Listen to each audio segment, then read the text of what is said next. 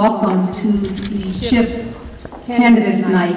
We've been doing this for many years and hope to continue doing the Candidates Night, for our public to view this. My name is Juanita St. I am the CHIP president. And before we get started, I'd like to welcome Alicia Pardon to open with a prayer.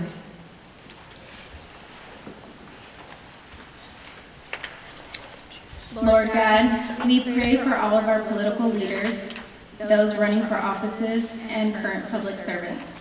May they serve the people with genuine care and compassion. Inspire them always to seek the common good. May they be your instruments of bringing peace, justice, and harmony to our society, our city, our county, and through this, Christ our Lord. Amen. If we can rise for the Pledge of Allegiance.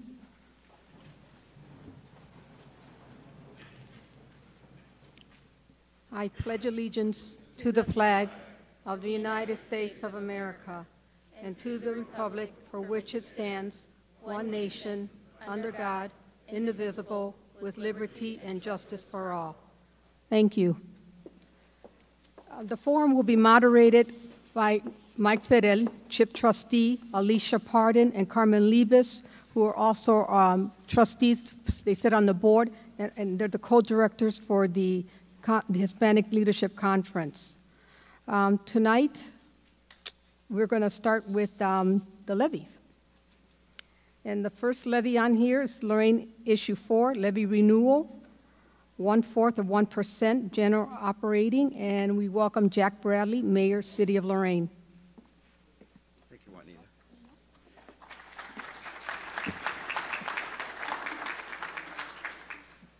So we'll start off with it's a great day in Lorain, Ohio. I won't do that again. Mike said if I did it again, he was going to start asking me questions, and I don't want to be asked questions. I get to just talk tonight, which is kind of nice. And, I was talking to the Leadership Lorain County group this morning, and my final words to them were, number one, to be a leader, you need to go out there and vote. It's the most important thing that we can do as citizens, is to exercise our right to vote. Don't complain. As Barack Obama said, vote. And that's what everybody needs to do. The other thing I wanted to talk about is all the candidates that are here tonight. We should show them respect, and we should show them admiration for putting themselves out there and being willing to do a tough job and serve the community. No one does this job because they're trying to become famous or because they want to get something for themselves. It's really people that want to give back to the community. And I think that every one of these candidates should be proud of themselves, and that you should give every one of them a big round of applause for putting themselves out there and giving back to the community.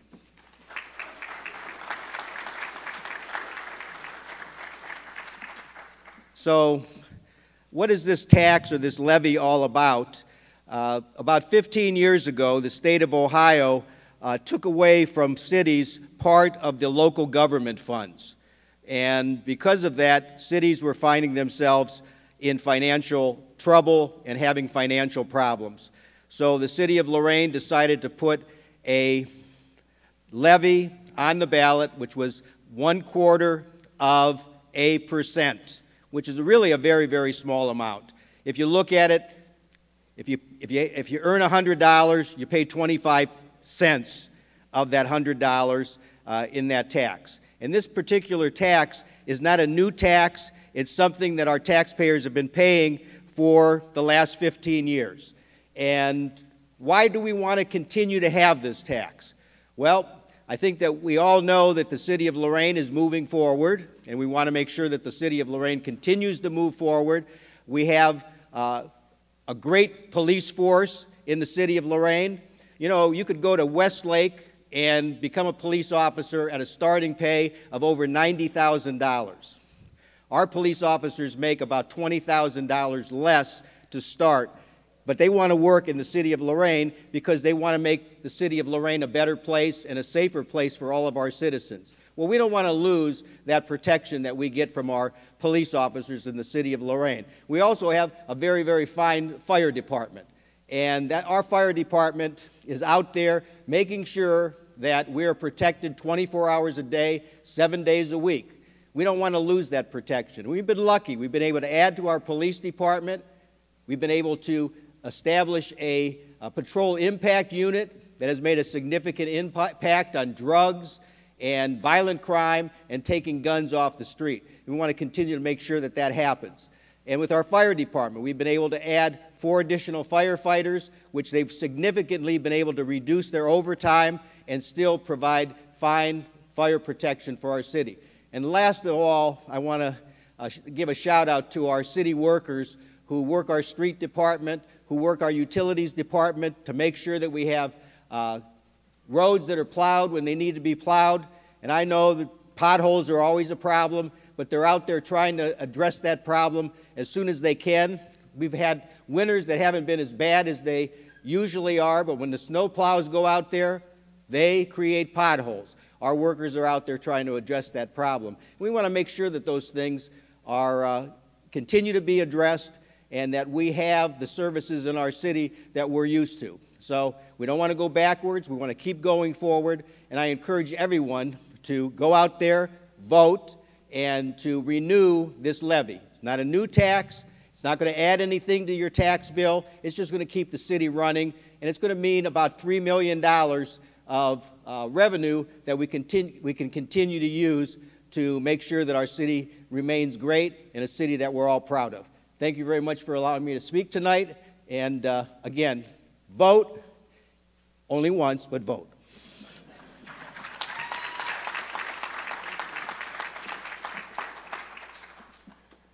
Thank you, Jack Bradley. Our next issue, Lorain Issue 24, Lorain Port Authority, Replacement Levy. Tom Brown, the Executive Director of the Lorain Port Authority. Good evening, and thank you to Chip for having us this evening. Always happy to come and talk to people and answer any questions. Obviously, Issue 24 is the port replacement levy. We have not done a replacement in 20 years. What the replacement means is we run a 1 mil levy based on property taxes. So on $100,000 of valuation, that would be a $7 increase per $100,000 valuation on this levy. What does the Port Authority do? We're created by Ohio law to assist cities. And I would first start by saying that Issue 4 is very important to us as well. Like the mayor stated, a lot of good things happening in the city, and we got to keep that momentum going. With the Port Authority, we assist the city in economic development, and that's just one thing that we do. In the economic development world, Lorain's not an easy town at times. It's tough. We've got a lot of old buildings. We do a brownfield remediation program, assessment dollars. So we help people looking at buildings that need financing. They will go and use these assessment dollars. It's a grant, so they can use this grant. We received $500,000 from the US EPA last year. So we assist developers in looking at buildings to make sure that they're clean and ready for development. As we also, economic development, we were just at council the other night. We started an energy special improvement district 4 years ago, and I'm proud to announce that council just approved it the other night. Our ESID board will approve it in the next coming weeks. But that is $3.5 million of energy special improvements that we are doing in the city of Lorain. And that's no small feat. And $3.5 million in that 4 years, we're leading this region in that. And we can go anywhere in the county with that plan. We are a city port authority. Before anyone says anything, we did not buy the mall. That's the county port authority. But we actively operate in the city of Lorain. That PACE program has been remarkable for a lot of different buildings. The most recent is Journey Home Restoration and Lorenzo's Pizza. Both use different facets of the PACE program, and we partner with NOPEC for those dollars. We also work with Team Neo Jobs Ohio, and working on that, we also have JAT Redevelopment doing an improvement at Riverside Park currently. And we took, in the last 5 years, we took a building donation on West Erie and then transferred that to a local business that needed a business so they weren't parking their boats all over city streets. So that's Towboat USA, and that was business creation and job creation within the city of Lorain. One of our other missions is waterborne commerce, so we work with all our local shipping partners. and proud to say we were just shy of 50 vessels. So I know it's a pain when a freighter stops you on the bridge, but that's commerce. That's the 5th largest economy in the world. You think of all the steel, the iron ore, all the gravel that goes into concrete, that's all shipping commerce. So we are partners in that. We work with the U.S. Army Corps of Engineers to make sure the harbor remains dredged. They did about $2.5 million worth of dredge last season, and they'll be back out this year. The other thing we're working with the U.S. Army Corps of Engineers is a $35 million breakwall project where they'll be repairing the north breakwall along the lighthouse. So that first phase has been funded by the federal government. You're going to start seeing cranes and federal contractors out there repairing the breakwater. The first phase in 2024 will be a $14 million improvement to that breakwater. Other prong of our mission, obviously, it's the fun stuff that everybody knows about. We sponsor the fireworks, and we manage 125 acres of waterfront property. All of our 125 acres are for public access. That would include all our festivals, our Rock on the River concert series, all the different festivals that we do, International, Summer Market, Brewfest, Labor Day Fest, Trees and Trains, and on a monthly basis, we also donate our site to Second Harvest Mobile Food Bank for their mobile pantry. All in told, we run a tight ship with 4 employees. That management of those properties is very costly. We strive to get local people in there, local contracts. And I think if you look at our sites and you drive over the bridge and you take a look at Blackwater Landing, I think that's a snapshot of how we take care of our properties. And we hope that you would support us in issue 24 in 2024. And May 4th, 2024 will be our 60th anniversary as a Port Authority. So I think that what we've done in the last 60 years is partnerships, supporting each other, supporting the city, and making sure that we take care of our harbor and make sure that we help the city in any way with the economic development. So we would ask for your support March 19th, and we hope to have a really good summer and see you all there. Thank you.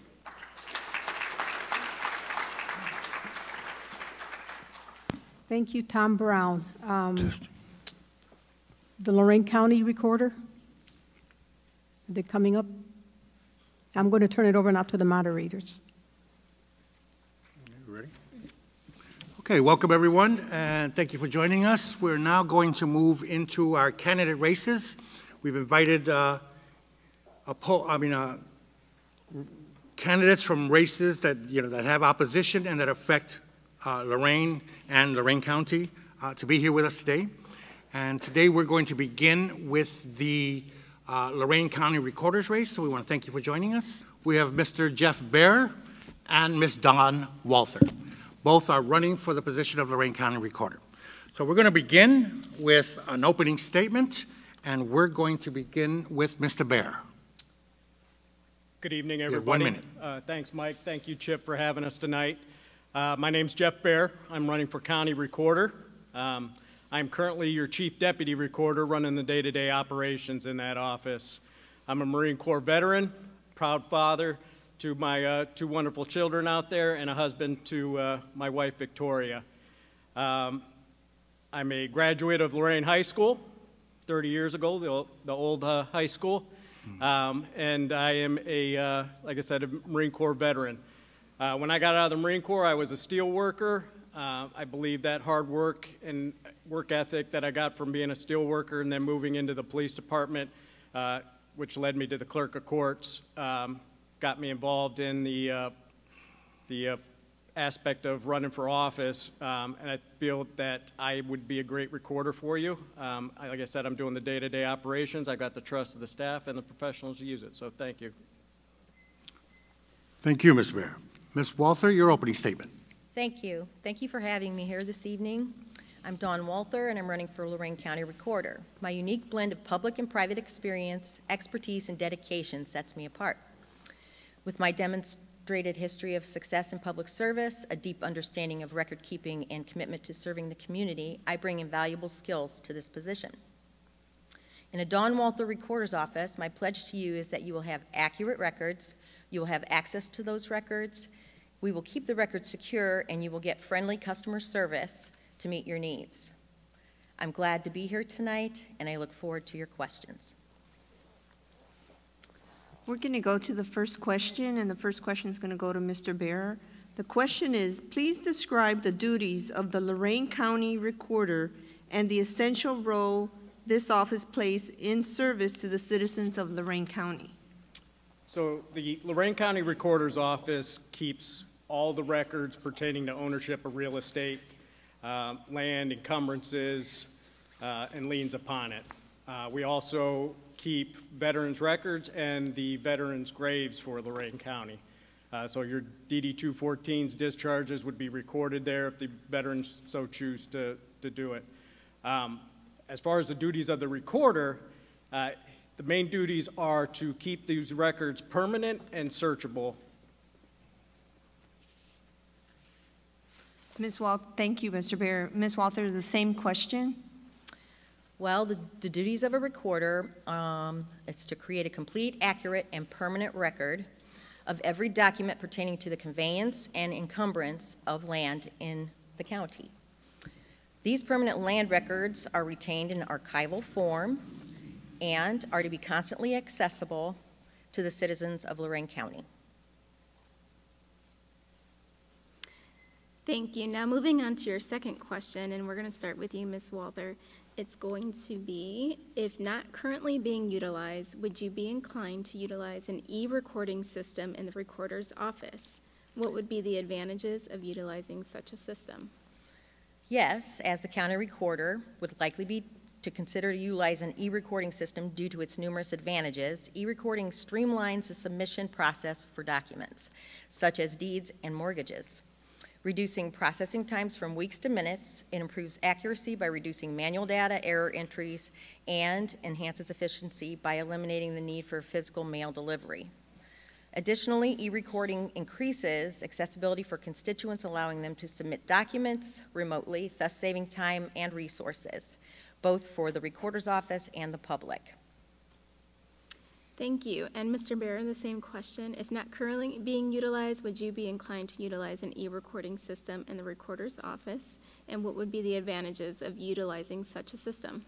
Yes, we do currently utilize the e-recording system in the county recorder's office. The benefits of it are to save time on mailing stuff in or coming in person and recording those documents. We just went through the pandemic. I think it was being utilized more than it ever has within that time frame because of people wanting to stay out of the office.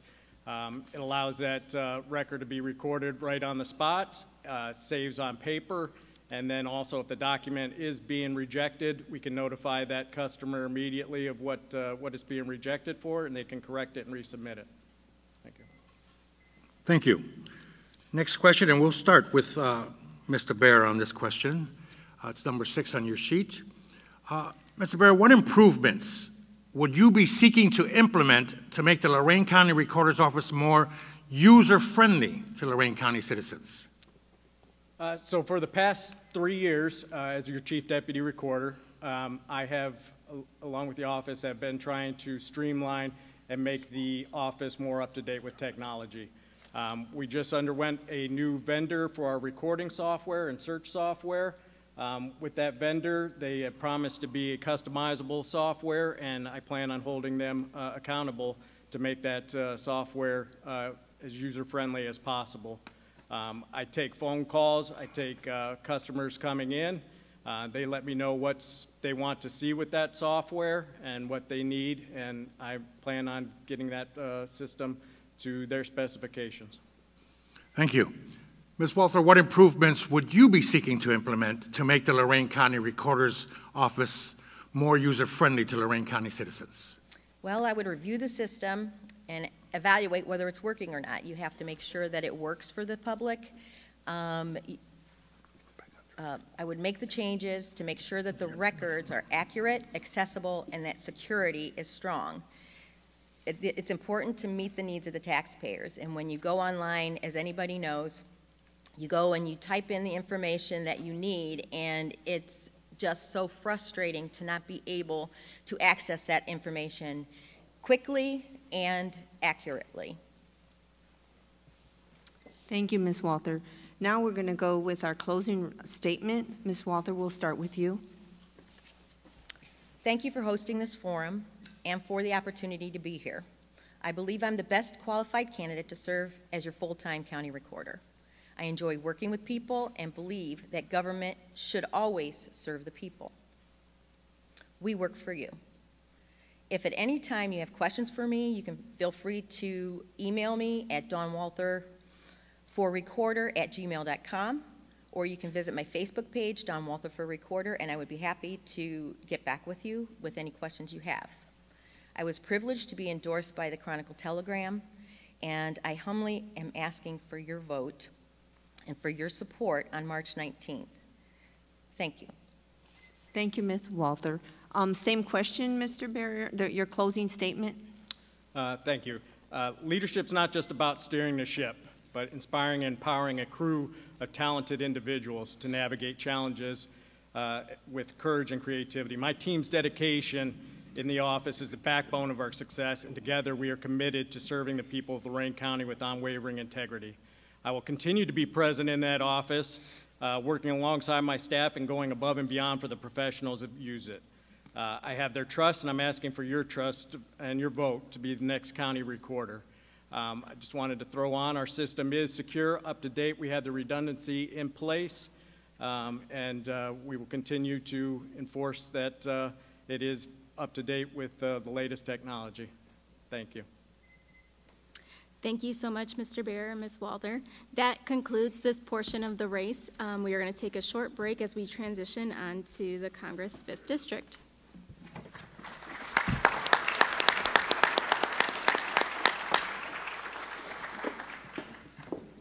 We are now moving on to our next race, which is the representative to Congress for the 5th District. Please be advised that we were informed early on that Mr. Lara would not be able to join us today as Congress is in session. So we are happy that we were able to be joined by Mr. Owsiak, and Mr. Owsiak will be fielding questions on his own day. So, Mr. Owsiak, I'm going to turn you over to Ollie. All right, so you are going to have your 1 minute of opening statements. First off, I'd like to thank Chip for inviting me out here tonight and hosting this wonderful event. And I'd like to thank you, the viewers, for being interested in learning about your politicians. As I said, my name is Robert Osiak Jr. I'm running for U.S. Congress, 5th District of Ohio, running against Bob Latta, who's the incumbent. I'm not a politician by any means.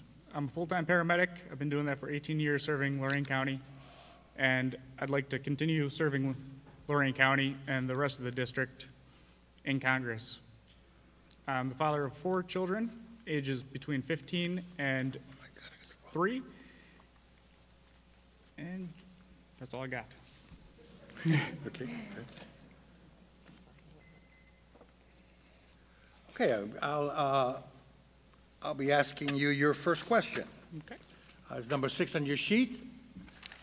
Mr. Owsiak, do you believe that impactful legislation of any kind will result from the continuing national efforts by students and affected parents to change gun laws in the United States? Why or why not? I'm a firm believer in the Second Amendment. I think that the gun violence problem is more of a mental health issue and criminal issue than it is anything else. I don't feel we should impose on the Second Amendment by any means, but I do agree we need to keep our children safe. Okay. Carmen, I'm sorry. Mr. Owsiak, the second question that we have for you is, suicide prevention and accessible mental health treatment represents a critical need within the 5th District. Can you share any ideas you might have to address this issue should we elect you to represent us in Congress? Being a paramedic, I see this day in and day out, and it is a huge problem in the United States, along with the 5th District.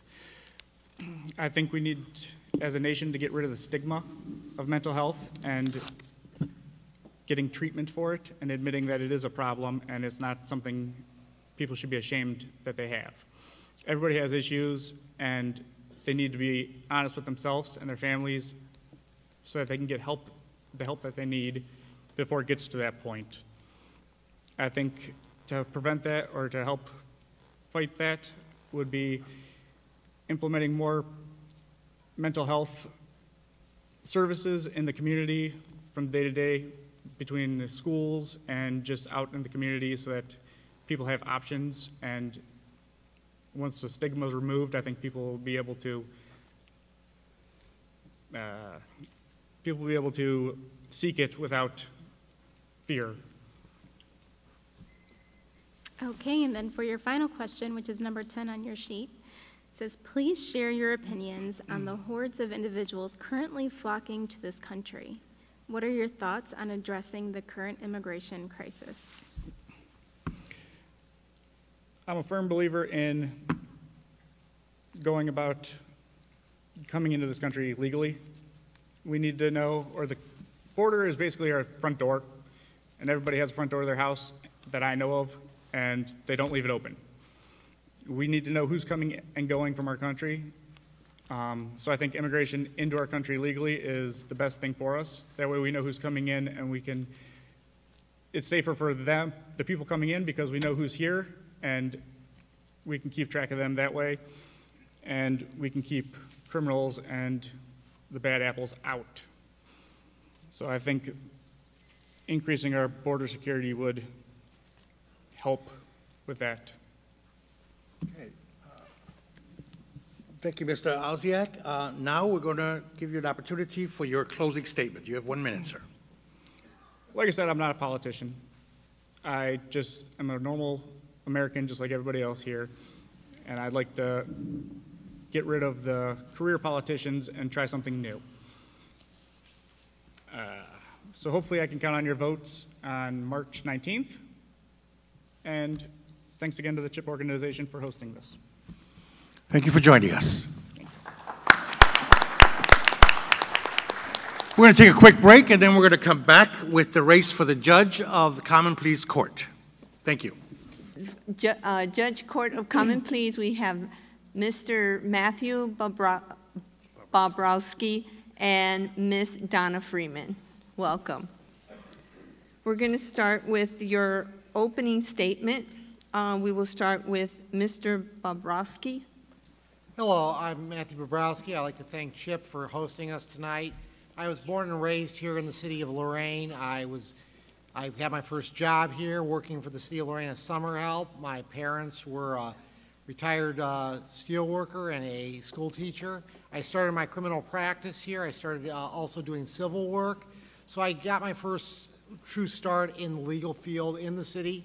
I also ended up working for the city of Lorain in the municipal court there as an acting judge and also as a part-time magistrate. So I cut my initial judicial teeth in this city.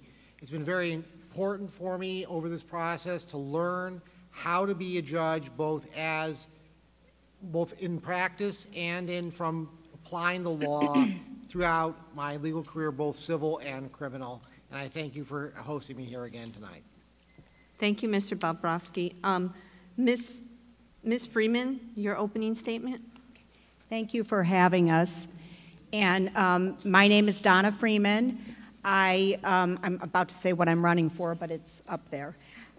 So I have almost 30 years of experience within the court system. And after getting my bachelor degree in psychology, I started working for the court, and I worked for Family Court Services. It was Family Divorce Services at the time. I was a mediator, and I did custody and visitation mediations. I also presented a parenting seminar every month. I did that for a number of years. Oh, wow, I need to go faster. I did that for a number of years. I went back to law school. I ended up in the Ashland County Prosecutor's Office, where I was in the Civil Division and Children's Services. Then I was in the Lorain County Prosecutor's Office. I was an assistant prosecutor for 15 years. I did children's services, and I also was a felony adult prosecutor for a number of years. I tried many, many jury trials, many violent crimes and nonviolent crimes, and probably prosecuted a couple thousand cases over the course of being in that division. Like I said, I have almost 30 years with the court system in some capacity. I'm a magistrate currently for Judge Janik, a full-time magistrate. I do juvenile delinquency cases and private custody cases, juvenile traffic, as well as domestic violence protection orders. I've been doing that full-time for 5 years. Thank you, and I would ask for all of your vote on March 19th. Thank you. Thank you. Okay, so Ms. Freeman, we're going to start with you for our first question, which is going to be number 3. Does a judge have any obligation when they realize that a defense attorney is exceedingly unprepared in his or her defense of a defendant? If so, what is the obligation of the judge in terms of a defendant's right to a fair trial? Okay, that is a tough question, and I've been contemplating that. I think that, yes, there is an obligation to an extent. As a judge, if you see something going on where it looks like the defendant's not getting good representation, period, or it's not even rising to a standard that it should be ethically, I think I do have a duty as a judge probably to take a short recess to try to see if that defense attorney can get up to speed and maybe reset a trial so that they do have a chance to do that. If they come back and they're not doing that and the judge sees that, and it's an appointed attorney especially, I think the judge does have a duty to intervene because it's going to end up in an appeal. So I think that a judge has a duty to make sure that a defendant is being represented properly. Thank you. So, Mr. Bobrowski, same question. It is a very difficult question because it does implicate both the judge's purview as the arbiter in the courtroom, but also protecting the defendant's rights. So in this case, and most times, what you have to do is you have to take a slow approach to it. You should always never put the defendant in the position where their attorney is called out in court. You have to bring them back into chambers, both counsel, and try to address the issue as carefully and in a measured way as possible. The goal has to be is to prevent any ineffective assistance of counsel while at the same time preserving both the rights of the defendant and the right of the state. Because once you impanel a jury, unringing that bell is very difficult, and it creates a lot of error that can lead to perhaps a mistrial, appeals, or other issues. So you have to be very careful in how you approach that, as once the trial gets started, your options are fairly limited. Thank you both. We knew that would be a very difficult question, and I think you both handled it exceedingly well. Your next question, and we're going to start this second question with Mr. Bobrowski. Mr. Bobrowski, can you cite an example where you might be looking to apply both the spirit and the letter of the law when sentencing a defendant? I think this applies most often where you have buy-in from all parties, being that the attorneys, the law enforcement, and the victim, where you can be a little more creative in crafting your sentences, particularly where you're dealing with people who have underlying issues, whether it's their poverty level, mental health, drugs and alcohol, where you can try to find a way to, like in the instance where someone cannot afford to pay a restitution amount, where a restitution amount would be something that would just completely destroy their lives. You can look towards doing things like community service, or trying to find a way to apply them in ways that are otherwise other than incarceration. That's where you have to try to be creative, and while respecting the interests of all the parties, but giving a defendant an opportunity to right their life, find a way to get their life moving in the right direction without imposing an undue burden on everyone, because imposing undue burdens often leads to issues down the road. Thank you very much. Ms. Freeman, can you cite an example where you might be looking to apply both the spirit and letter of the law when sentencing a defendant? So this reminded me of a case that I actually had as an assistant prosecutor. It was charged as a murder, and it was actually charged as a lesser offense too. It was a situation where somebody punched another guy because this guy had gotten his sister hooked on drugs. He did not intend for the victim to die. It was charged as a murder and also lesser included offenses. There's other situations like that where maybe it's a case of self-defense. The spirit of the law is you should, or the letter of the law is you shouldn't intentionally kill someone. The spirit of the law is different. So there's different scenarios where somebody does something, but it's for a different reason. Of course, I would have to sentence within the guidelines of the law, but I think that there are mitigating factors in those situations that you can take into an account when you're sentencing a defendant. Thank you, Ms. Freeman. The third question we have is accessible and appropriate mental health treatment for all individuals in need are major health goals within Lorain County. As a judge, do you feel any obligation in ensuring that mental health variables are identified and considered during trial and sentencing phases? Ms. Freeman. Oh, I'm sorry, Ms. Freeman, this question's for you, yeah. Absolutely. And I encounter that a lot now as a magistrate in the Juvenile Delinquency Division, where a defendant has mental health issues. We may have to do competency evaluations on the defendant, and I envision that that happens also, and I also encountered it as an assistant prosecutor in the criminal division. It's absolutely important that you make sure those mental health issues are not, the person who's mentally ill may not understand why they're on trial. They may not have any understanding of what's happening. So I think it's important, if you think mental health is a concern, you have to stop, you have to get that person evaluated. First of all, they have to have a competency evaluation, make sure they understand what's going on. Also, I think it's important, it's a mitigating factor in sentencing and things like that. Mental health can absolutely be a mitigating factor. So I 100% think that you have to protect those things with the defendant and victims. And if you think there's a concern, you need to stop and get an evaluation or do something about it. Thank you, Ms. Freeman. Mr. Bobrowski, the same question, accessible and appropriate mental health treatment for all individuals in need are major health goals within Lorain County. As a judge, do you feel any obligation in ensuring that mental health variables are identified and considered during trial and sentencing phases? Very much so. Obviously, competency to stand trial, competency to go forward in trial is always going to be an issue that has to be addressed during the trial phase of the matter. The sentencing phase, though, I think is where mental health becomes very important as a proactive tool.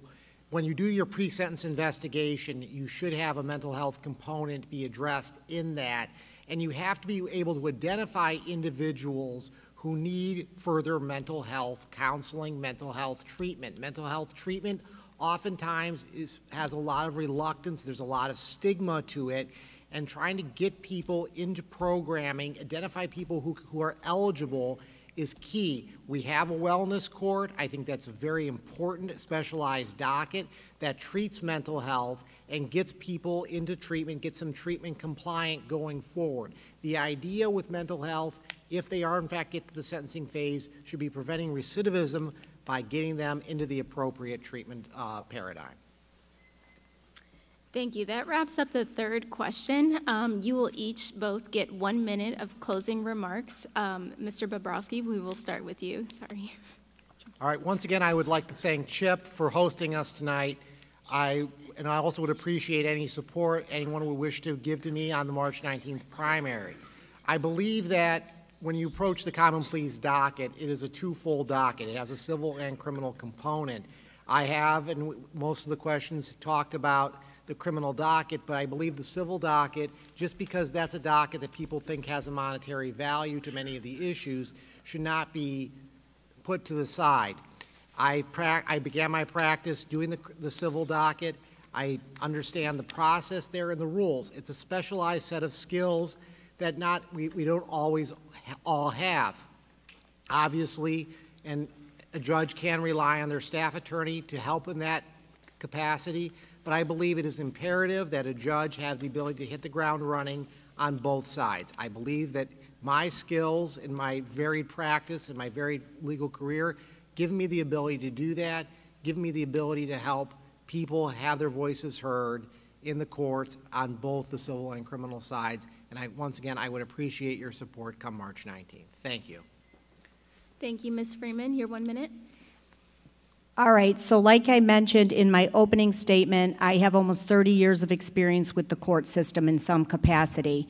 My experience as a magistrate, full-time magistrate in the Juvenile Delinquency Division is instrumental, and it qualifies me to do the job. Every day, all day, I have to make decisions regarding juveniles who are in trouble, and these aren't small matters anymore, as all of you know. We're dealing with shootings and guns and violence, very serious stuff. I have to make decisions whether or not to lock 11 and 12-year-old children up every day.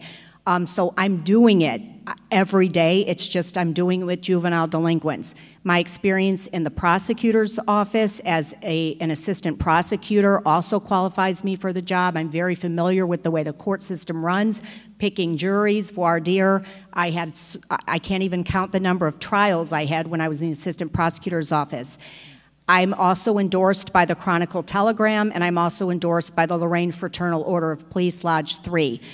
I'm fair, I listen to people, I treat everyone who comes before me with dignity, kindness, and respect, but public safety is always going to be my #1 concern. So I ask all of you for your vote on March 19th. Thank you. Thank you. That concludes this portion of the race. We're going to take a short break as we transition into the sheriff.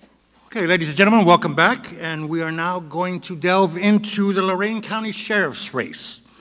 Our candidates for this office are Mr. Richard Resendez and Mr. Rick Thomas, which both of them, the winner will be a first-time sheriff, right? Would that be correct? Yes, sir. Correct. Okay, welcome both.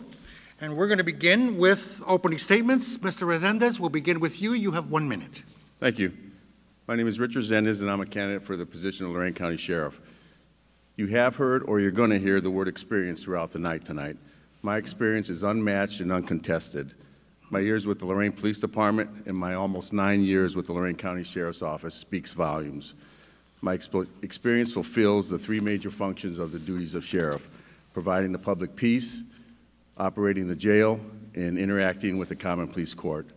I'm a graduate of the FBI National Academy and was selected by a National Law Enforcement Association as one of the top 10 police officers in the country. I was a federal task force officer, and that experience is measured in years. We can't do this job alone. I have the personal support from the current leaders of the Sheffield Lake, Sheffield Village, Oberlin, Elyria, Lorain Police Department.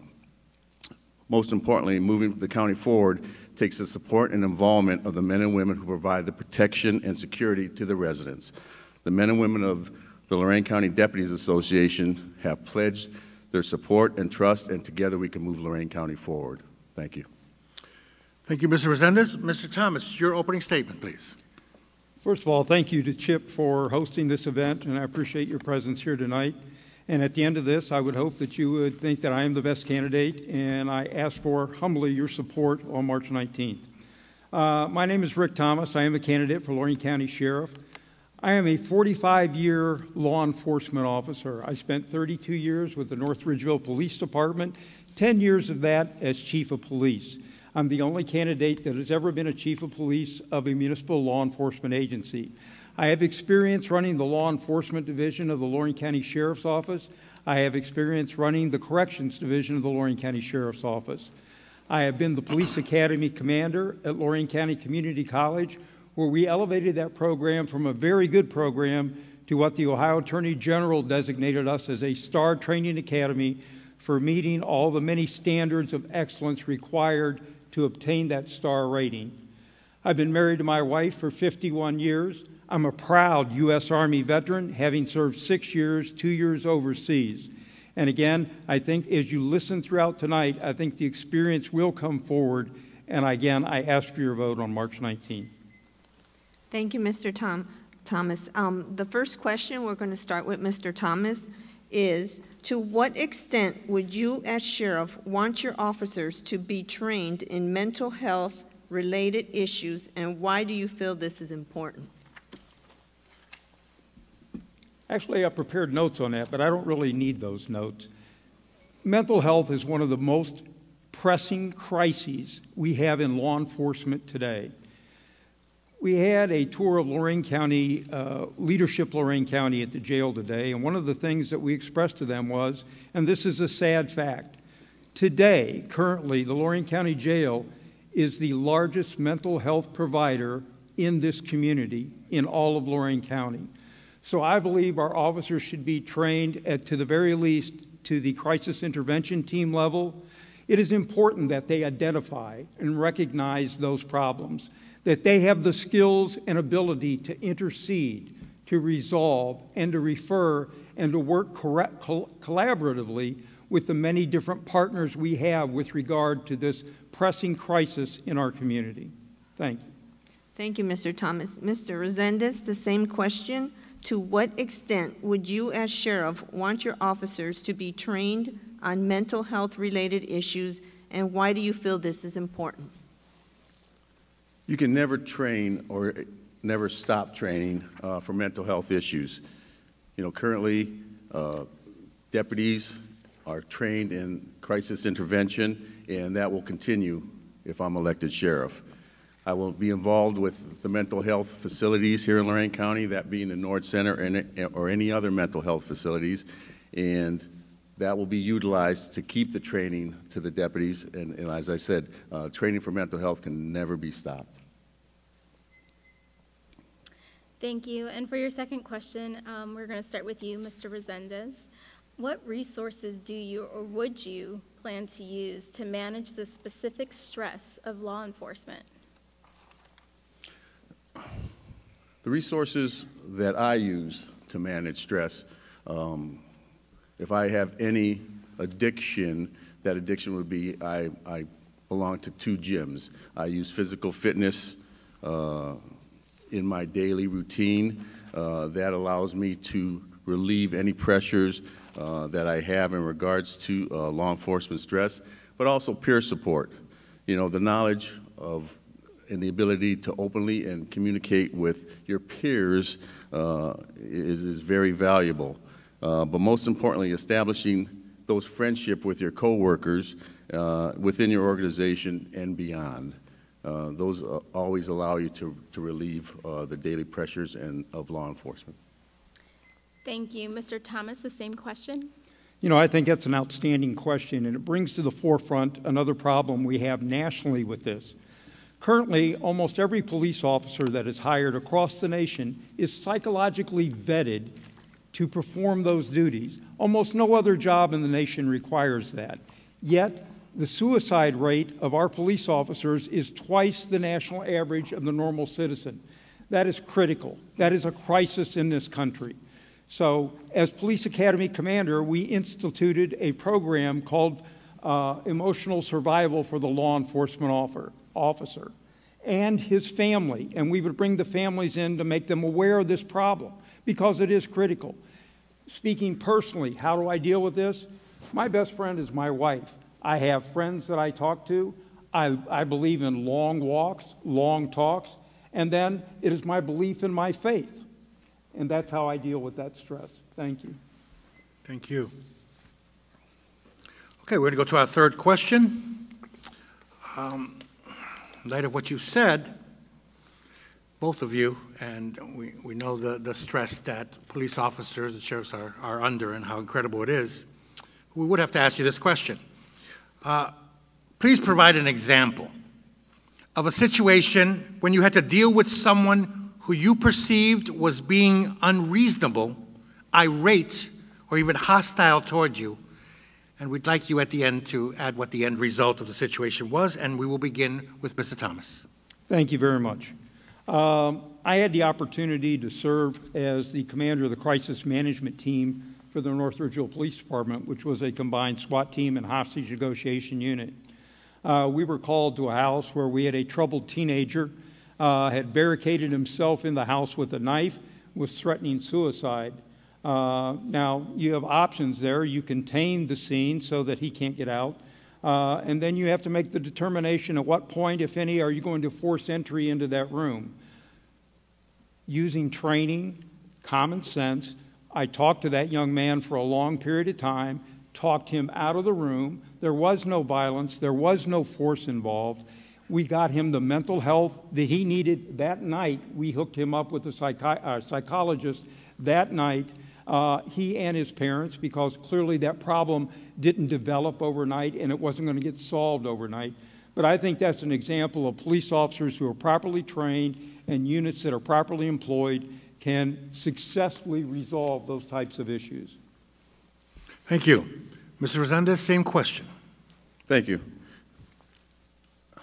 In my younger days, I had the incident where I had to effect the arrest of an individual. That individual at that time was a professional boxer who probably I would have had my hands full effecting that arrest had I not been able to de-escalate and talk this individual into going along with the program.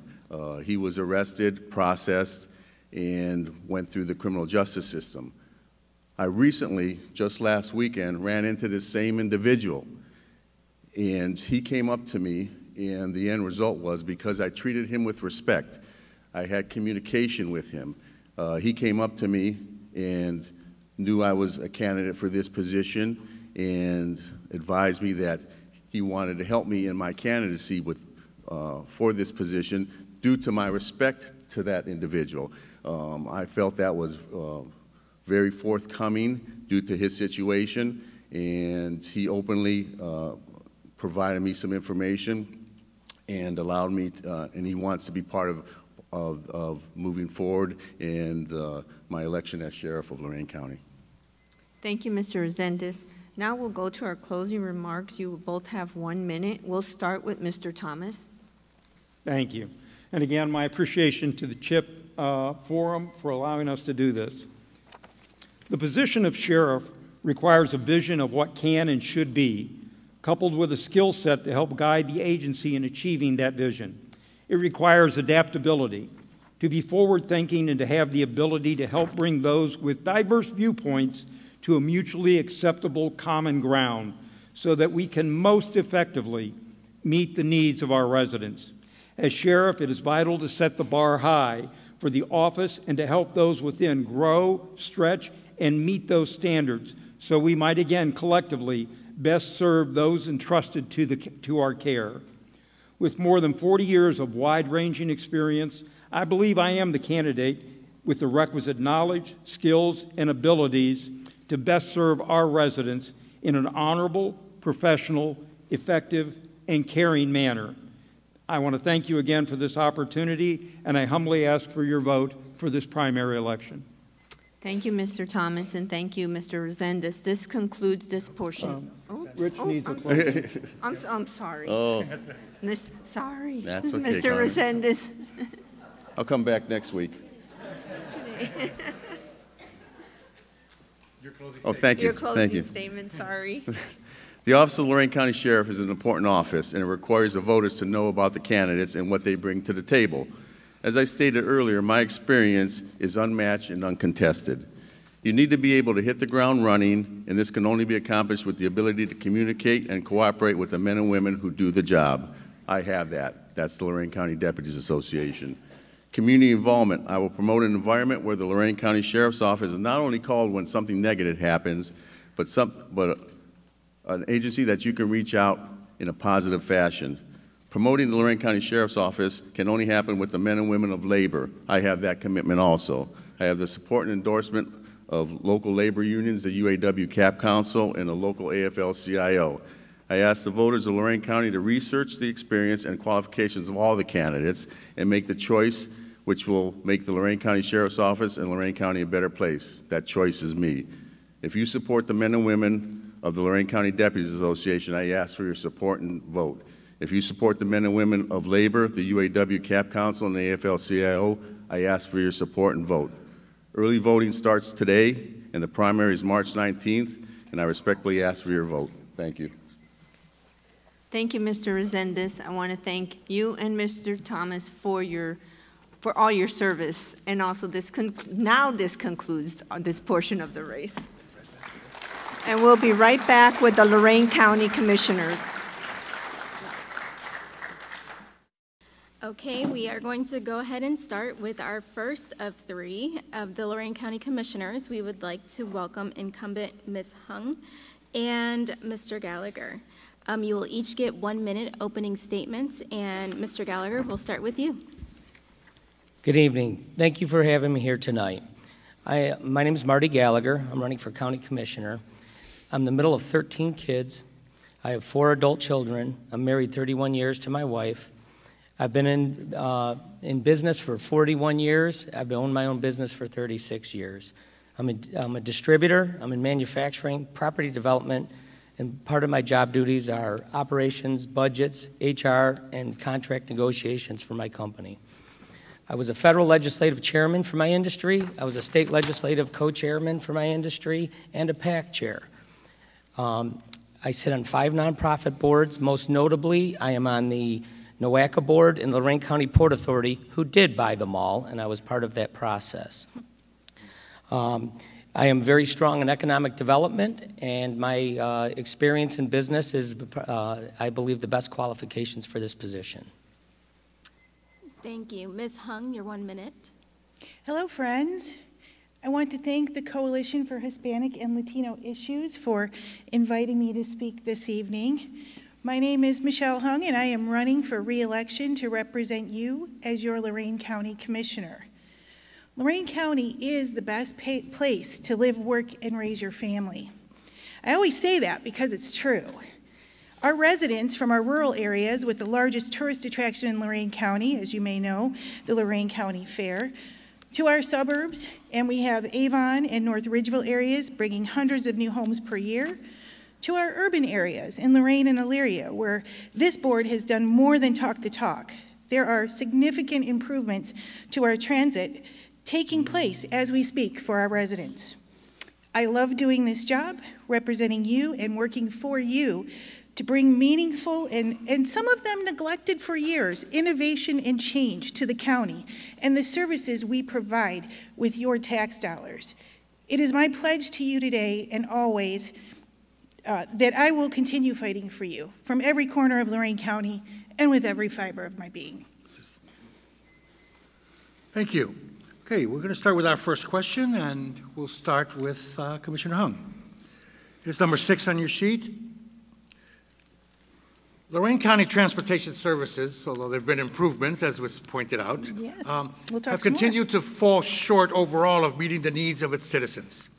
If elected or re-elected, what will you do to improve a situation disproportionately affecting the working poor and now senior citizens in our community? Thank you, Michael. There has been steady work, and we've been talking about that quite a bit lately, to build and set up the architecture for the future. Right now, we have 3 fixed routes in Lorain and Elyria, and they take about 2 hours from start to finish to finish the loop. So total vehicles in service are 18. Transit also offers Dial-A-Ride with a $9 fare and a 48-hour lead time. So I've asked, what about the seniors who are having a medical procedure? Dial-A-Ride will accommodate a 2-hour window. But the future of transit in Lorain County is here. We will be rolling out this summer microtransit dedicated. It's a dedicated vendor service. It will have an app and a landline, designated service with handicap accessible vans. And if using the apps, the folks can same-day schedule their rides. Smaller vehicles are used instead of larger buses. Am I supposed to stop, honey? Oh, okay. Got me with that sign there. Instead of larger buses, and vehicles run within a designated service area. The pilot cities are Lorain and Elyria.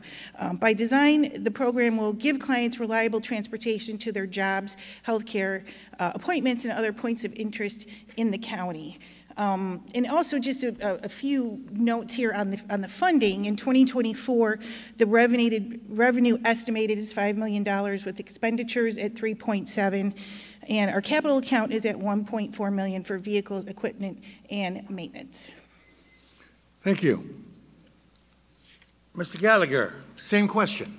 Yes, as a member of the NOACA board, I attended a meeting just recently about the transportation system. And what they've come up with on that transportation system is to create a commuter line very similar to some large cities across the country where you have an access point to a central point. They want to extend this line through all the way from Pittsburgh to Chicago, Illinois, by bringing commuter, short-term, and long-term or long-distance. They plan on going from the south to from Cleveland all the way to Dayton and Cincinnati. My goal is to get the money back here for that. The study is coming through. They are at the final point. And in attending that meeting, I voiced our concern for Lorain County that we needed here. They're talking about locations, rail stations, and in that part, I gave my input in those meetings. In many cases, they're looking at another situation called the Hyperloop, and that is a high-speed train from here to Chicago. Thank you. Thank you, Mr. Gallagher. The next question is number 9 on your sheet, and we'll start with you, Mr. Gallagher. Should a commissioner have an obligation to foster bipartisan relationships that will result in better service for the people of Lorain County? Why or why not? Well, first of all, as a member of many boards, I don't look at their political position. So I look at them as an individual. And in most cases, it's bipartisan. For example, I'm on the Port Authority Board, and I think we're about equal. And we all work together in a very strong, very solid manner where we're in the process of getting rid of Midway Mall. So I do believe that boards need to be balanced. And my job with the 42 boards that the county has to ensure that we have that bipartisan vote on there. Thank you, Mr. Gallagher. Ms. Hung, the same question. Should a commissioner have an obligation to foster bipartisan relationships that will result in better services for the people of Lorain County? Why or why not? Yes, and I think it's a very good question and a very timely question. When I ran for city council in 2020, I put on my literature and I made the pledge. It was actually the last piece of literature I sent out before the election that I worked across party lines in the city of North Ridgeville to pass meaningful legislation, and that I would, as commissioner, if the voters so elected me to do so. And the promise I made was the promise I kept. And that promise led to successful collective bargaining agreements, dedicated investment in sewer and stormwater infrastructure, investing in IT infrastructure and 911 software, and planning for economic growth in the future, and much more. Successful completions of these projects also include the enhanced voter safety that we have implemented at the Lorain County Board of Elections. But most importantly, many of these projects are in process right now. And we want to see them through to completion. I want to see them through to completion for you. So I humbly ask for your vote so I can do so in a second term. Thank you. And for your third question, it's going to be number 10 on your sheet. Ms. Hung, we're going to start with you. If the county budget called for serious cuts during a particular year, what departments or areas would you target for those budget reductions? Yes. Are there departments you would be looking to protect on behalf of Lorain County citizens? Thank you for the question, and this is a question that we do get quite a bit. And the budget is a very important topic for our residents, and I do have experience from the city of North Ridgeville with budgets there for 3 years and then 3 years with Lorain County. And part of that is the relationship with Auditor Snodgrass and understanding where we are on a quarterly basis, income-wise and revenue generation-wise. And you know, Auditor Snodgrass does traditionally underestimate the total funds that he projects the county will be generating. In 2023, we had an $83 million revenue with $78 million in expenditures. So the past 3 years, we have had an over $20 million carryover.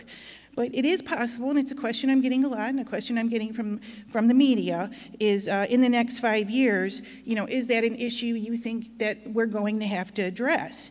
And right now, our local economy is strong, our tax revenue is strong, our revenue from the casinos are strong, and our other revenue and funding streams are stable at this time. But in the future, that may be something we have to look at. Thank you, Mr. Gallagher. The same question. I'm going to read it over.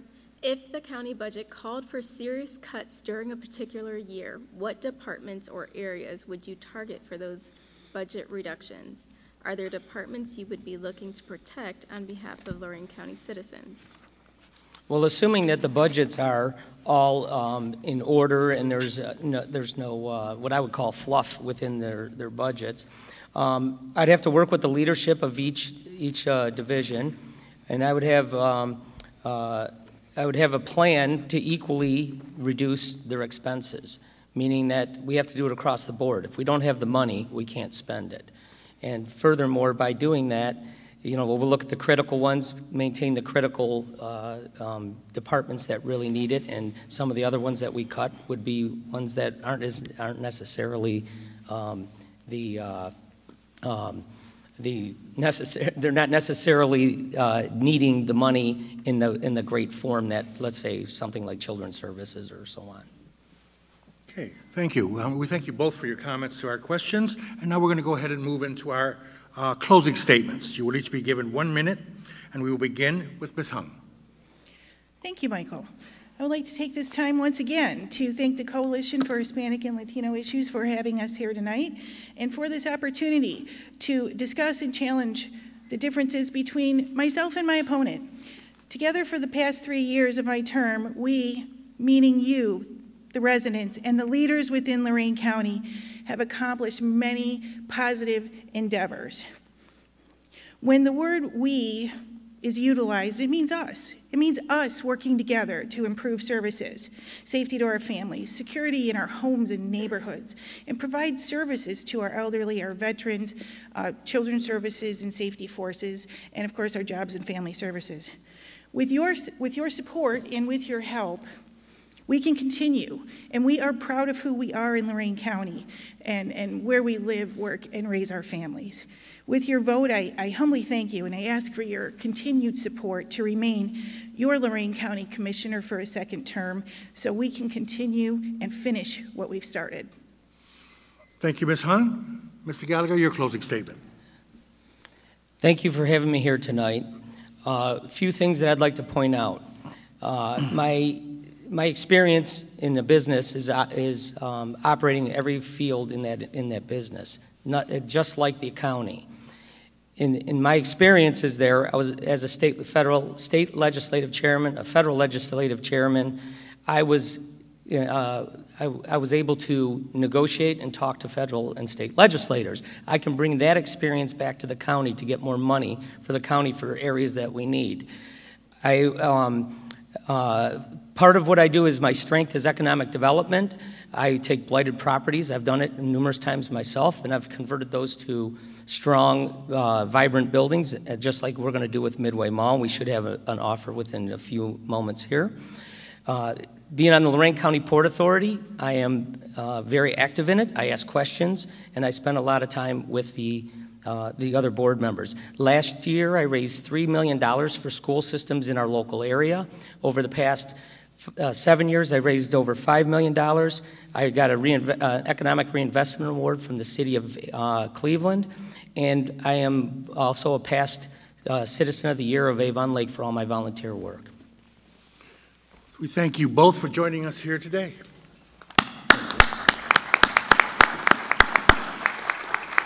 Okay, now we're moving on to the Lorain County Commissioners. We have Tony Damachia, Martin Heberling, and Carolyn White.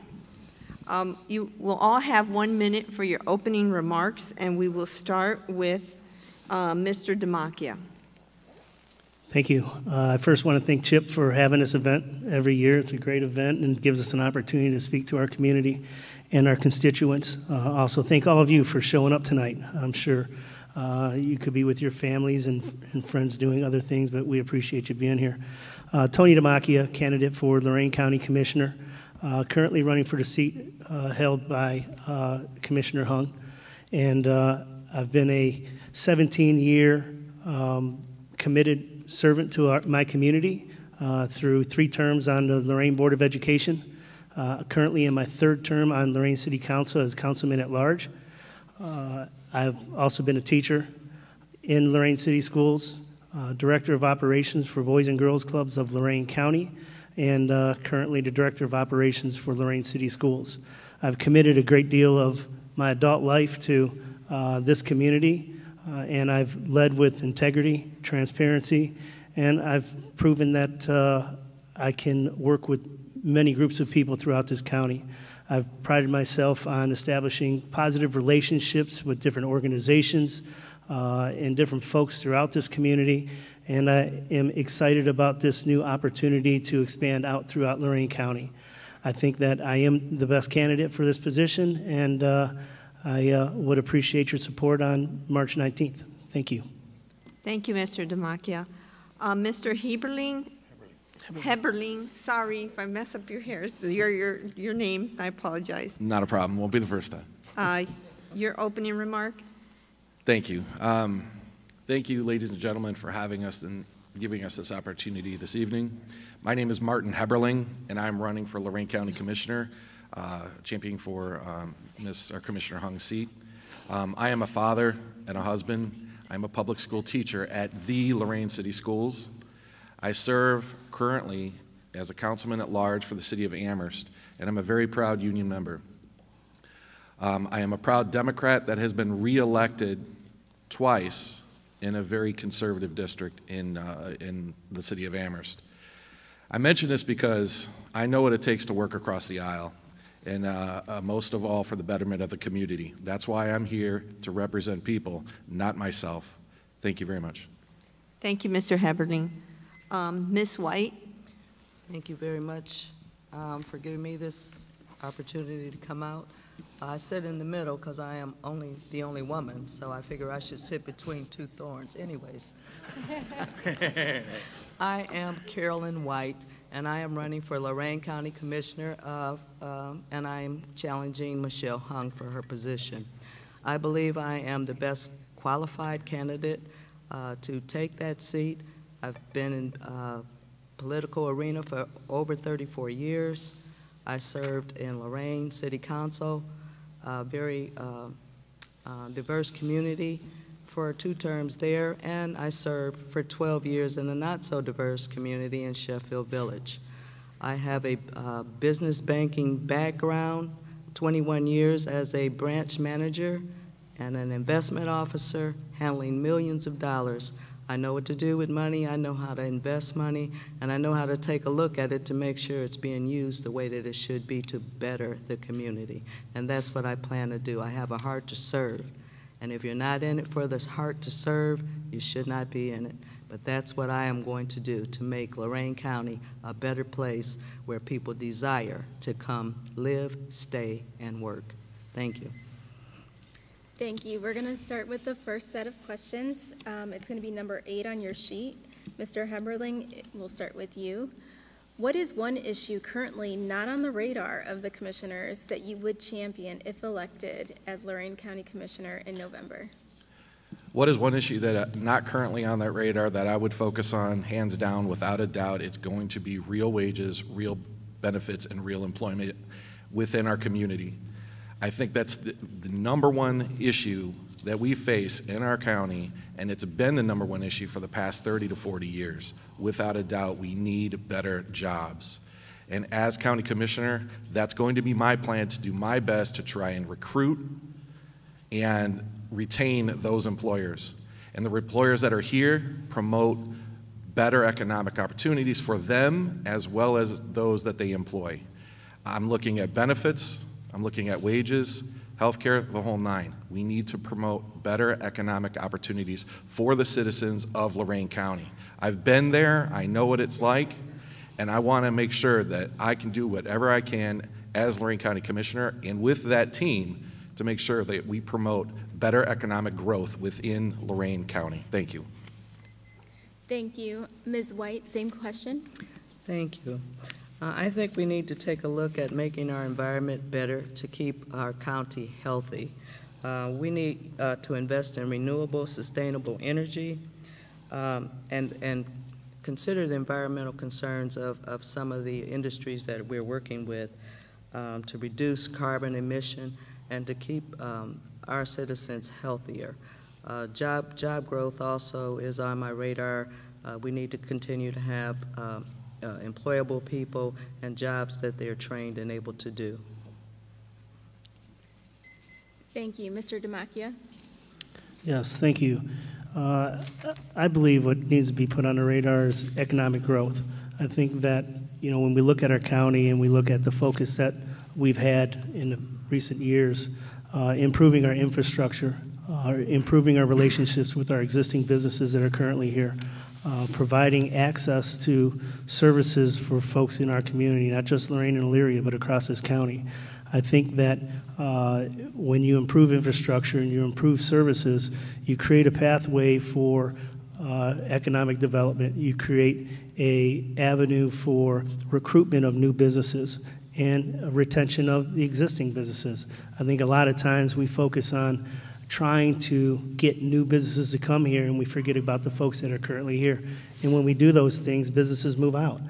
So again, I think economic growth, it should be a priority for this county in focusing on what we need to do across the board with a comprehensive plan to recruit new businesses in here while retaining our existing businesses throughout the county. And ultimately, creating more jobs for our labor. When we build new projects and we have jobs here, we have to provide opportunities for our local labor through avenues like PLAs and working with the unions that are here. We have a great, strong group of laborers, and again, utilizing them for those projects across the county is important. So, thank you. Thank you. Okay, we're going to move into our second question, but before we do, for our viewing audience, just so that there's some edification, you may notice that at times we refer to the candidate and we refer to a question number. We'll say it's question 10 on your sheet or question 2 on your sheet. Just so you understand that when they walked in here today, they were provided with a sheet of 12 to 13 questions in some cases, and we're told we will be asking you 3 of these. That's why sometimes we refer to the specific question on the sheet. And now we'll move into question 2, and we're going to begin with Ms. White. And question 2 is, when an elected official uses social media to sow political dissent or to shame people that disagree with them, do you consider that an appropriate use of free speech? Thank you for that question, and the answer to that is absolutely not. We are not here to shame anyone, at least I am not, and I hope other people in our community are not. We don't know why people take the stance that they do. We don't embarrass anyone, we don't put anyone down, and we ask and talk with people to find out what are the issues and what do we need to do to make those things better for them. I would never put anyone down, and I would not tolerate anybody being disparaged because of who they are or what they believe. Many people have mental issues, and we need to have compassion. We need to reach out to people and refer them to agencies if they need help, mental agencies or whatever the help may be. But that would be something I would never do or tolerate. Thank you. Thank you, Ms. White. Mr. Demakia, same question? Yes, thank you. First, I appreciate free speech and the various platforms that our residents and constituents have to voice their concerns and their complaints. And quite frankly, we're elected officials. We need to have tough skin. We need to be able to understand the folks' frustrations across, again, this county. And at no time is it appropriate for an elected official to lash out at a resident. You represent those folks, and they have a right to complain and voice their concerns. That's constructive feedback for us as elected officials, rather than snapping on somebody via social media. And I think there's great positives for social media and a ton of platforms that we have today that we didn't have 20, 30 years ago. But that feedback is important for us to understand the concerns and the challenges that our residents are facing. And we need to take action on those concerns. Sometimes people just want to be heard. So listen to their concerns and evaluate it, establish it. And again, I don't make promises to anybody, but that's great feedback, and it's not appropriate, but I do appreciate the opportunity for the free speech and those various avenues on social media to get that feedback. Thank you. Thank you, Mr. Demakia. And Mr. Eberling, when an elected official uses social media to sow political dissent or shame people that disagree with them, do you consider that an appropriate use of free speech? Great question. To be honest with you, this one made me chuckle a little bit because this is a primary election right now, and it's already started. Ironically, I am very confident that none of us at this table have started that discourse. It came from another direction, I'm assuming. So be confident in that when you make your decision to vote for any of us sitting at the table. It's been a very cordial, a very good election campaign, so I appreciate that. With that being said, I prefer face-to-face discussion or discourse, and it's going to happen as a Lorain County official. It happens as a City of Amherst representative on City Council. 9 times out of 10, that discussion or that discourse is quelled with simple talking. That's what we do best, or we should be doing best. Avoiding the confrontation that is on social media is going to be paramount. It's going to happen. I find humor in it personally. I ignore it. I do not respond to it. I never have. And it is what it is. Unfortunately, it's kind of a symptom that we have in modern today's politics. So with that being said, thank you for asking that question, and we'll move on. Thank you. Thank you. Now we'll move on to the third question, which will be question number 4 on your sheet. And the question, I'm going to start with Mr. Demakia, is what do you see as the most pressing needs in the county in terms of infrastructure and capital improvements over the next few years?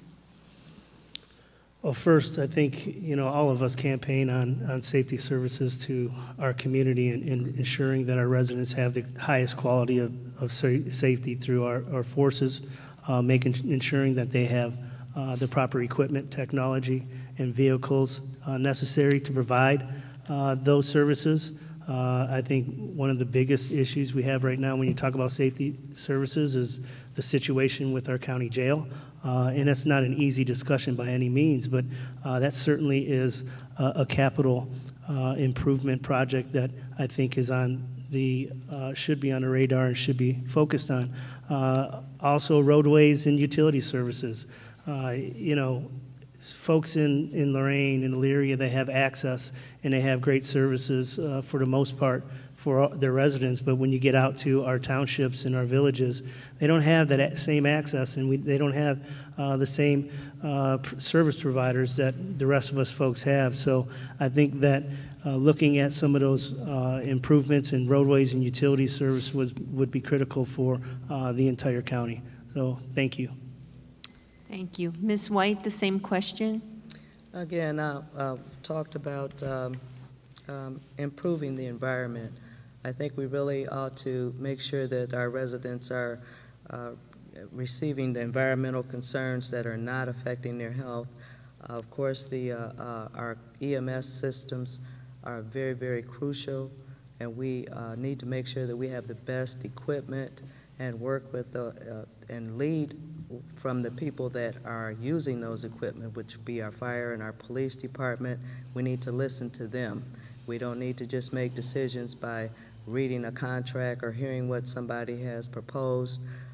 They know best, and that's what we should be looking at.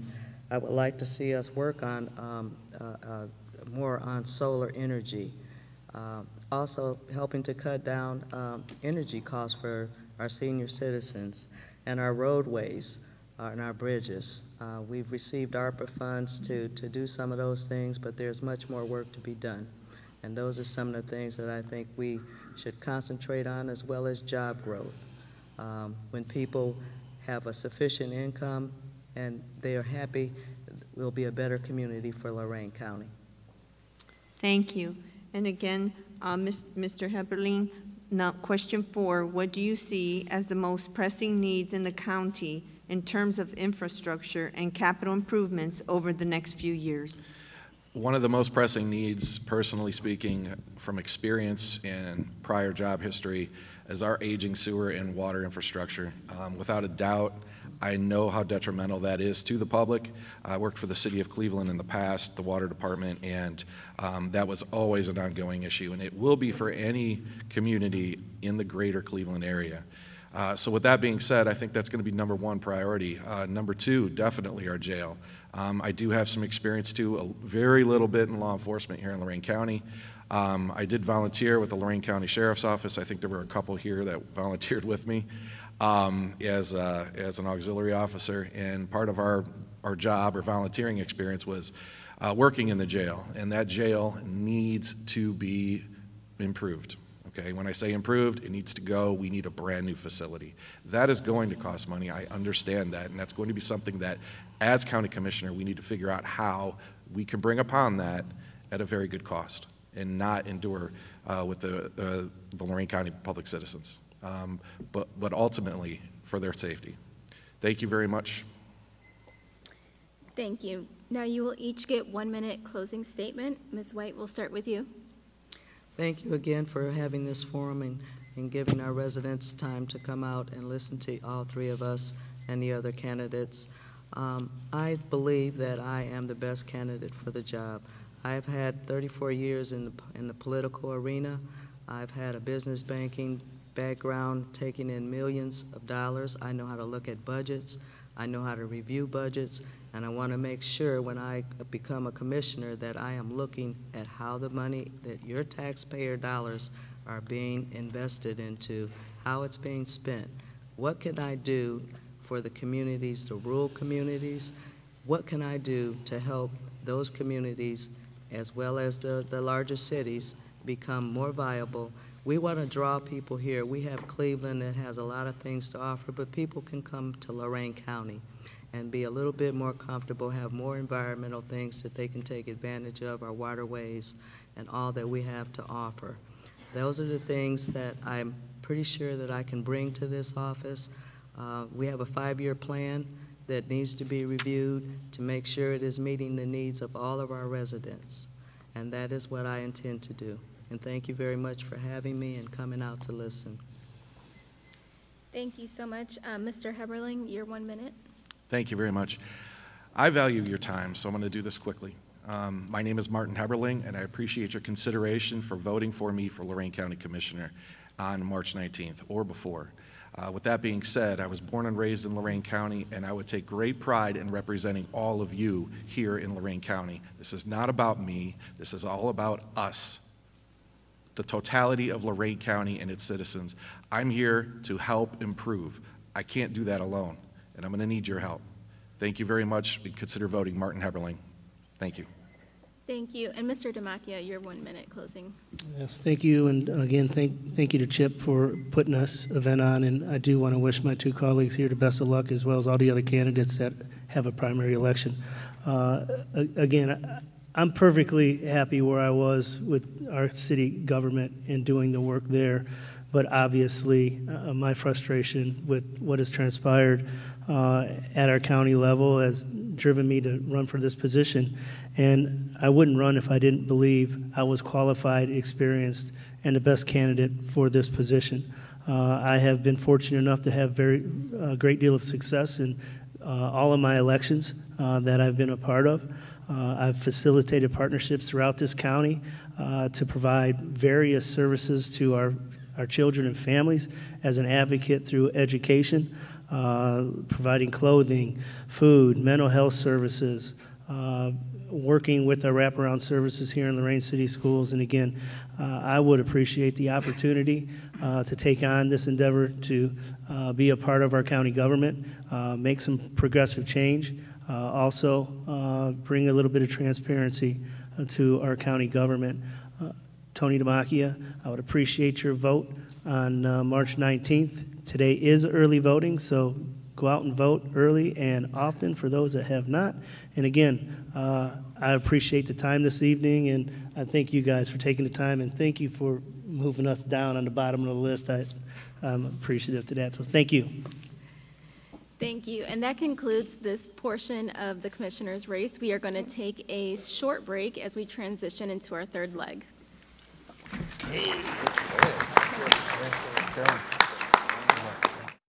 We are down to our very last contested race, and it is also for Lorain County Commissioner.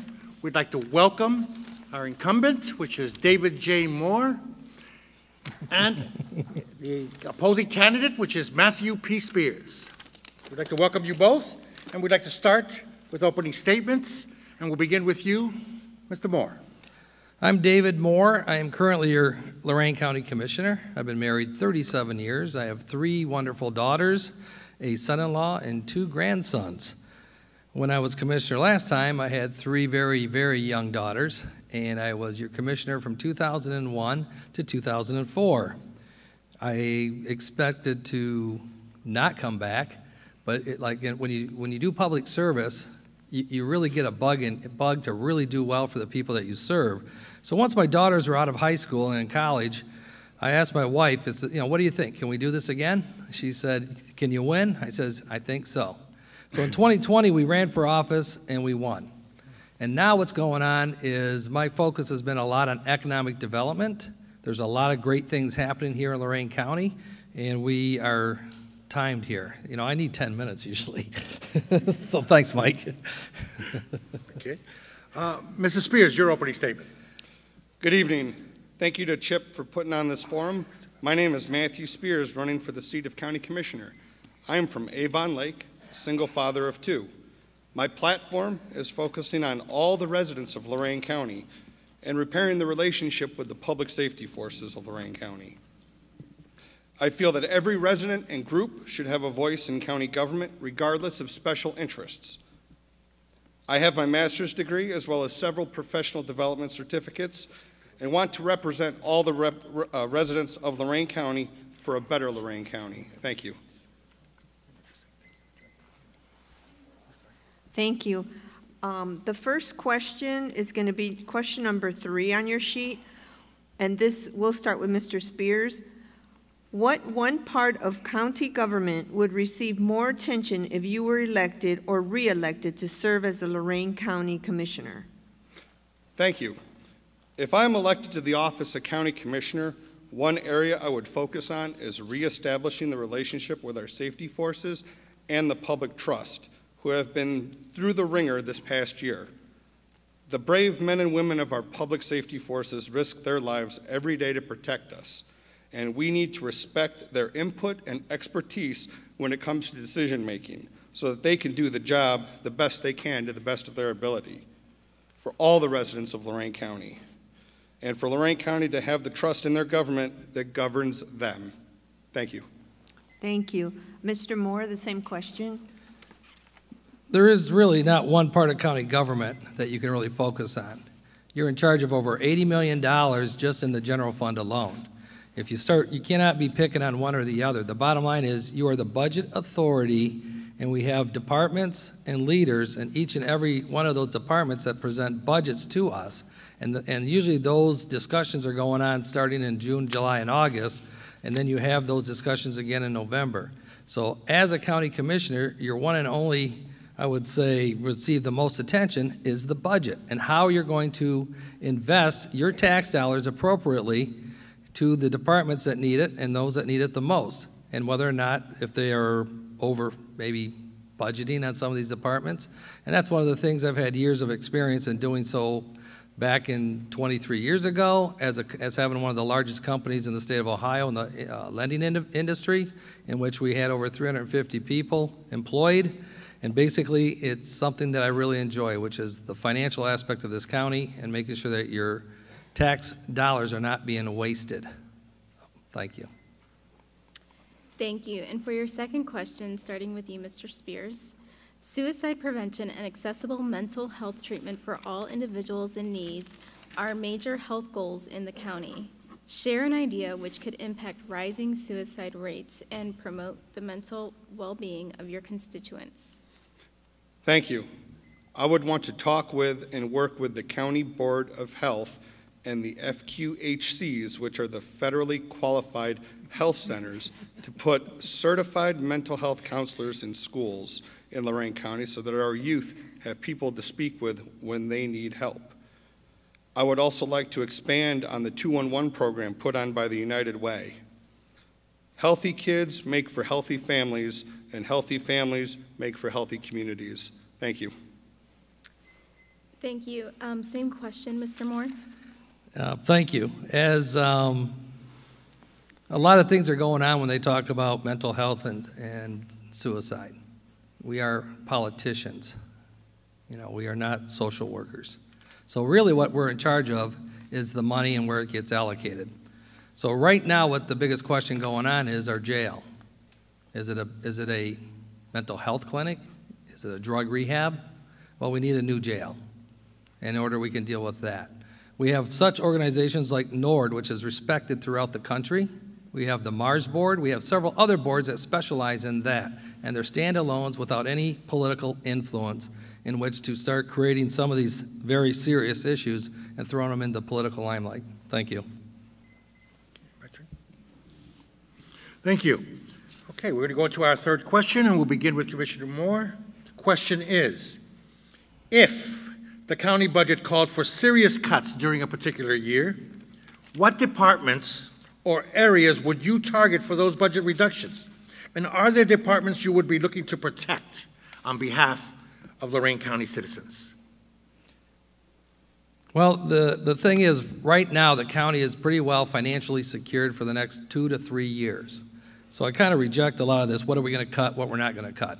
What you have to do is you got to work with each and every department, each and every elected official, and you got to continually keep our taxes low. The Democrats, when they left office, hit us with a tax rate, sales tax reduction of 0.25%. Did us a favor. We now have the lowest sales tax with every county that touches us at 6.5%. So can we increase that tax? Yes. Are we going to? No, because guess what? As with a low tax base, we are getting more and more revenue every year. And so therefore, I kind of reject the fact that we have to cut 1 or 2 departments.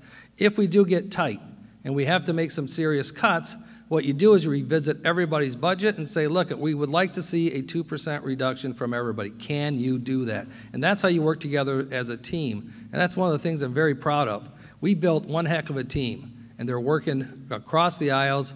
I have a great relationship with Mayor Bradley and Mayor Kevin Brubaker. Things are moving forward in this county. I'm proud of the fact that this county is moving forward in a bipartisan effort, and I thank you. Thank you. And Mr. Spears, should you be elected and the county budget called for serious cuts during a particular year, what departments or areas would you target for those budget reductions? And are there departments you would be looking to protect on behalf of Lorain County citizens? Thank you. I do not think it's apropos to single out any department as not to show favorites. I would look at the budget as a whole and collaboratively as a team with the commissioners and other departments such as the treasurer and the auditor and the department directors to see where economic cuts can be made. I believe the safety forces should be the last department to cut unless it is in extreme circumstances. Thank you. Thank you. Now we'll go into our closing statements. You will both get 1 minute, and we'll start with you, Mr. Spears. Thank you. Thank you, Chip, again for hosting this forum. I hope my answers brought light tonight for reasons for people to vote for me. I humbly ask for your support and vote this primary. I want to be the voice of reason and knowledge for the residents. I welcome any discussion, and my campaign information is available out on the tables along with my phone number, and I welcome the residents to reach out to me. I want to be a leader Lorain County is proud of. I want to work for the residents and not against them. I also currently received candidate for U.S. Senate and Senator Matt Dolan's endorsement for my race. Government of the people, by the people, and for the people is not just a campaign slogan for me. Thank you for this opportunity, and because this is Chip, yo soy Panameño. Thank you very much, and good night. Thank you, Mr. Spears. Mr. Moore, your closing remarks. Yep, thank you for having me out again. I appreciate it. My words from the last time I was here in October over the issues. I do like this format because it's not partisan, and I do appreciate the fact that Chip has maintained that, because I can tell you right now, with a lot of other events going on, you know, as a Republican, you know, you just don't get the love, okay? So I do appreciate it. And my name is David Moore. I am running as a Republican in this primary, and I would like to ask you for my vote. I'm looking forward to debating again in November, or I should say in October. Hopefully you guys will have us back, and I get to debate a Democrat again. Thank you. Thank you, Mr. Moore and Mr. Spears. This concludes our candidates forum. We want to thank you for your attendance. At this time, we would like to turn it over to our CHIP president. Thank you both. Okay, thank you. Thank you. Thank you.